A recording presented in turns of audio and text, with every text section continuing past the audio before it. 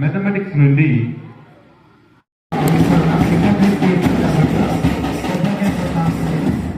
అశోక్ సార్ని వచ్చి కొబ్బరికాయ కట్టాల్సిందిగా ఆహ్వానిస్తున్నా.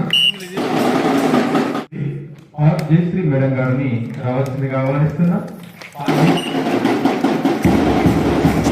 ఎం సుల్తా మేడం గారిని ఆహ్వానిస్తున్నా. శ్రీ బలరాం సార్ గారిని కొబ్బరికాయ కొట్టాల్సిందిగా ఆహ్వానిస్తున్నా. తర్వాత గౌరవనీయ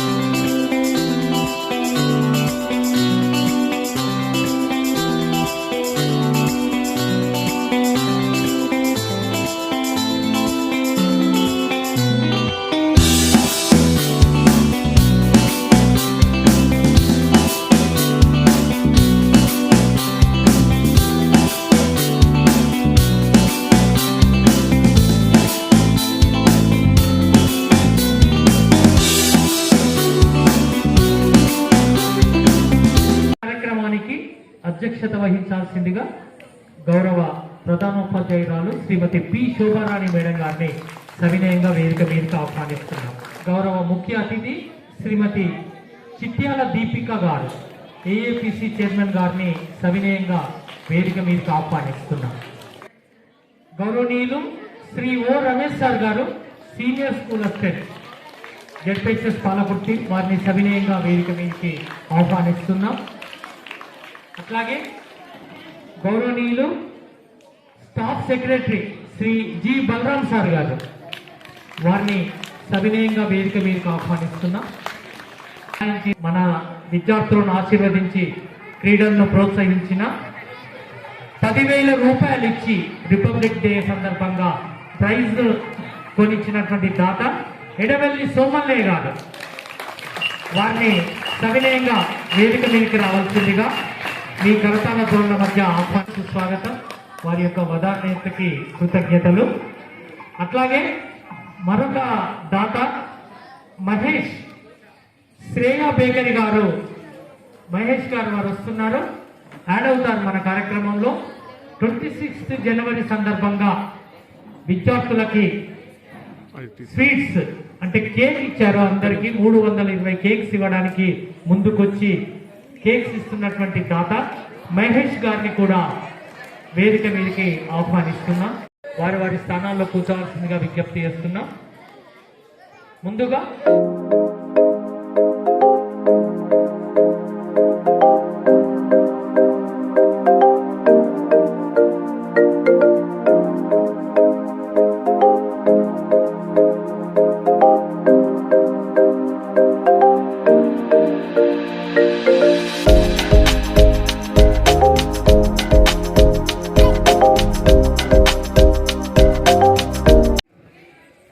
దాదాపు 200 సంవత్సరాల పాటు బ్రిటిష్ వారు మన భారతదేశాన్ని పరిపాలించడం జరిగింది. వారి నుండి చాలా మంది మహానుభావులు పోరాటం చేసి వారి కష్టానికి ఫలితంగా మనకు 1947 ఆగస్టు 15న స్వాతంత్రం రావడం జరిగింది. అంతకు ముందు మన భారతదేశాన్ని బ్రిటిష్ వారి కంటే ముందు రాజులు పరిపాలించి ఉండే, తర్వాత బ్రిటిష్ వారు వచ్చిన తర్వాత వారి చట్టాలతోనే పాలన సాగింది మన భారతదేశంలో. తర్వాత బ్రిటిష్ వారు వెళ్ళిపోయిన తర్వాత మన భారతదేశాన్ని ఏ విధంగా పరిపాలించాలి, ఎవరు పరిపాలించాలని ఒక సందేహం అనేది వ్యక్తమైంది. అంతకుముందు పరిపాలించిన రాజులలాగా పరిపాలిద్దామంటే అది రాజ్యాలన్నీ ఒక ఉమ్మడి దేశంగా ఏర్పడ్డాయి. బ్రిటిష్ వారి చట్టాలతోని మనకు పరిపాలిస్తే ఆ చట్టాలనేంటి మనకు వర్తించడం లేవు అని మన పెద్దలు అందరూ సమావేశమై రాజ్యాంగ పరిషత్తును ఏర్పరిచి ఒక కమిటీని ఏర్పాటు చేయడం జరిగింది, రాజ్యాంగ కమిటీ అని. రాజ్యాంగ రచన కమిటీ అని ఏర్పాటు చేయడం జరిగింది. దానికి డాక్టర్ బిఆర్ అంబేద్కర్ గారు చైర్మన్షిప్ తోటి అనేక దేశాల యొక్క రాజ్యాంగాలను పరిశీలించి అధ్యయనం చేసి మన దేశానికి కావలసిన ప్రజాస్వామ్య పద్ధతిలో రాజ్యాంగ రచనను చేయడం జరిగింది. ఆ రాజ్యాంగం అనేది 1949 నవంబర్ 26 రాజ్యాంగ పరిషత్ ఆమోదించబడినప్పటికీ అమలులోకి వచ్చింది మాత్రం 1950 జనవరి 26న. రిపబ్లిక్ డే అంటే మన దేశ నాయకులు అంటే మన దేశ ప్రథమ పౌరుడు అంటాం ఎవరిని, మన ప్రెసిడెంట్ని, రాష్ట్రపతిని. మన యొక్క రాష్ట్రపతిని అంటే ఇంత ముందుకు రాజులు పరిపాలించినప్పుడు రాజులు తర్వాత వాళ్ళ సంతానం, వాళ్ళ కొడుకులు అట్లా వంశపారంపర్యంగా దేశాన్ని పరిపాలించడం, దాన్ని రాజరికం అన్నారు. మన రిపబ్లిక్ను మనం ఎంచుకున్నాం.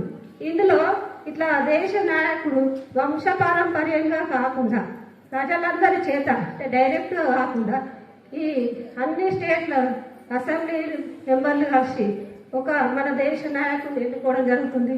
అంటే డైరెక్ట్ కాకుండా ఇండైరెక్ట్గా ప్రజల చేతనే ఎన్నుకున్నట్టు.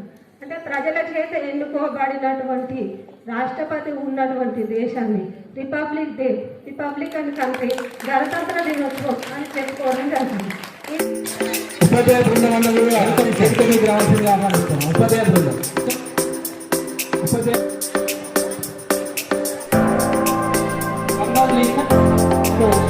అన్ని అంశాలను ఆడించి పాల్గొన్న గౌరవ ఉపాధ్యాయ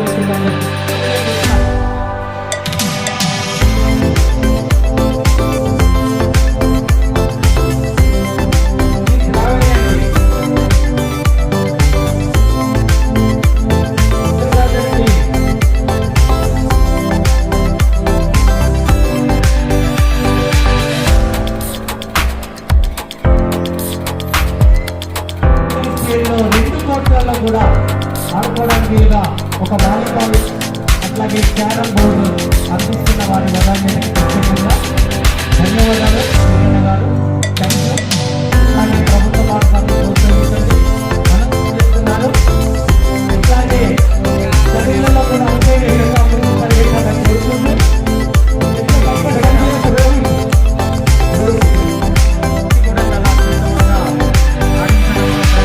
చరణ్కి